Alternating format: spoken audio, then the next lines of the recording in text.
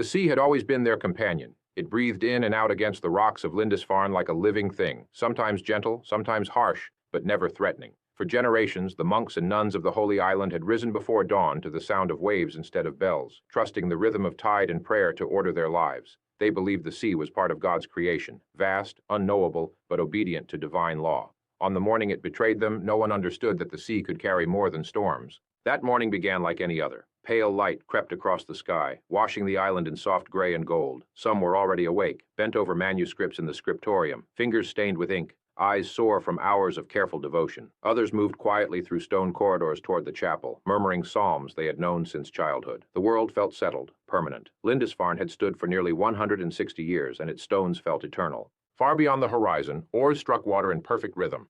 The first sign was not fire or blood, but silence, an unnatural stillness that settled over the shore. Birds lifted from the rocks in sudden flurries. The wind shifted. When the ships finally emerged, low and dark against the water, they did not look like traders or fishermen. They cut through the waves like blades. Their sails were taut, their hulls narrow, their movement purposeful. By the time anyone on the island truly understood what they were seeing, it was already too late. The Vikings came ashore without warning. They did not announce themselves. They did not negotiate. They did not pause to marvel at the sacred place before them. To them, Lindisfarne was not holy ground. It was unguarded wealth, isolated and ripe for the taking. The monastery had no walls worthy of the name, no soldiers, no expectation of violence. Faith had been its only defense. Chaos followed with terrifying speed. Doors were forced open. Sacred vessels were ripped from altars. Gold that had been shaped for God's glory was seized with hands that cared nothing for its meaning. The air filled with shouting in a language no one there understood, a harsh barking sound that carried no mercy in its tone. Those who tried to flee found themselves cut off. Those who tried to resist found how fragile devotion was against iron. The chronicles would later speak of slaughter, but they could not capture the deeper horror.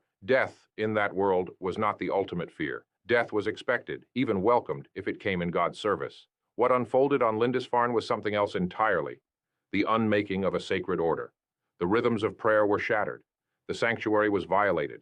Relics believed to carry the presence of saints were dragged away like trinkets. For the nuns, the terror was compounded by humiliation and captivity. Medieval sources rarely describe their fate in detail, but silence itself speaks volumes. In a society where honor, chastity, and spiritual devotion defined a religious woman's entire existence, being torn from the cloister was a living death. To be taken from consecrated life, to be stripped of vows, safety, and spiritual identity, was to lose not just the body's freedom, but the soul's purpose. Some were killed outright. Others were bound and forced onto the ships, carried away from the only life they had ever known. Slavery in the Viking world was not uncommon, and captives were valuable. Those who survived the crossing would never return to Lindisfarne. Their names vanished from history, but their loss echoed loudly in the minds of those who remained. Books burned, manuscripts scattered, years of painstaking labor, letters shaped one by one in prayerful silence, were reduced to ash or spoil. In an age when books were rarer than gold, this destruction struck at the heart of Christian memory. Knowledge itself had been attacked. The past was bleeding into the sea. When the Vikings departed, they left behind more than bodies and ruins. They left terror. Survivors wandered the island in shock, stepping over broken icons and blood-darkened stone. The chapel stood violated. The altar no longer felt safe. God's house had been entered by men who did not fear him, and they had not been struck down. That realization cut deeper than any blade. Across Northumbria, news spread like wildfire. Lindisfarne was not just a monastery, it was a symbol. If it could fall, nothing was beyond reach. Chroniclers searched desperately for meaning. Some spoke of divine punishment, others of the end times. Strange lights in the sky were recorded, dragons of fire, signs and omens. The world, they believed, was slipping out of alignment. The Anglo-Saxon Chronicle would later record the event with dread-laden words, calling the raiders heathen men and describing the devastation as miserable and complete. The tone was not just grief, but disbelief. This was not how the world was supposed to work. Holy places were meant to be protected. Saints were meant to guard their own. Yet Lindisfarne had been defenseless. The raid marked something new, the realization that faith alone could not stop violence, that the sea was no longer a boundary, but a road.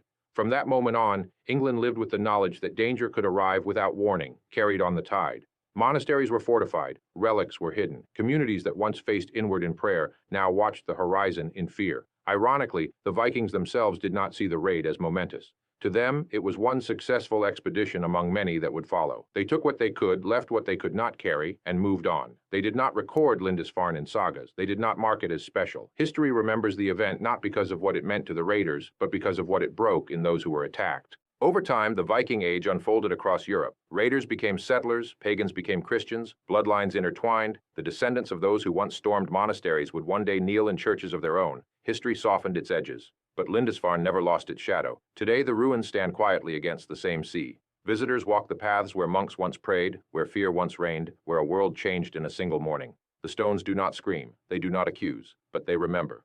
What happened at Lindisfarne was worse than death, not because of cruelty alone, but because it shattered an illusion. That holiness guaranteed safety, that devotion placed one outside the reach of violence. On that day, the world learned otherwise. The sea still comes and goes. The tide still reveals the causeway. But the lesson remains, carved deeper than any chronicle. Even the most sacred places are vulnerable when humanity forgets its restraint. And that truth, once learned, can never be unlearned.